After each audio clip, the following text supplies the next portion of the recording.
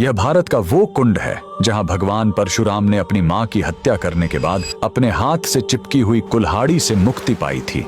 यह कहानी है महान ऋषि जमदग्नि और उनकी पत्नी पतिव्रता रेणुका की। कहते हैं रेणुका हर दिन नदी से कच्चे घड़े में पानी लाती थी और उनके सतीत्व के बल से वह घड़ा टूटता नहीं था। उनके 5 पुत्र थे जिनमें सबसे छोटे थे विष्णु अवतार परशुराम। एक दिन रेणुका ने नदी में कुछ गंधर्वों स्वर्ग के संगीतकार को जल क्रीड़ा करते देखा। उन्हें देखकर एक पल के लिए उनका मन मोह में पड़ गया और उसी क्षण उनके सतीत्व का बल टूटा और कच्चा घड़ा टूट गया। जब वो आश्रम लौटी तो ऋषि जमदग्नि ने अपने योग्य बल से जान लिया कि उनका मन भटक गया था। वो इतने क्रोधित हुए कि उन्होंने अपने पुत्रों को आज्ञा दी, अपनी मां का वध कर दो। जब चारों बड़े भाइयों ने मना कर दिया तो क्रोधित पिता ने उन्हें तुरंत पत्थर बन जाने का श्राप दे दिया। इसके बाद परशुराम ने पिता की आज्ञा को अपना धर्म समझा। उन्होंने भारी मन से अपनी कुल्हाड़ी उठाई और अपनी ही मां का सिर धड़ से अलग कर दिया। उनकी आज्ञाकारिता से प्रसन्न होकर जमदग्नि ने वरदान मांगने को कहा। परशुराम ने तुरंत अपनी मां को फिर से जीवित करने और साथ ही पत्थर बन चुके अपने चारों भाइयों को भी मुक्त करने का वर मांग लिया। सब फिर से जीवित हो गए, मानो कुछ हुआ ही ना हो। लेकिन कहानी यहीं खत्म नहीं हुई।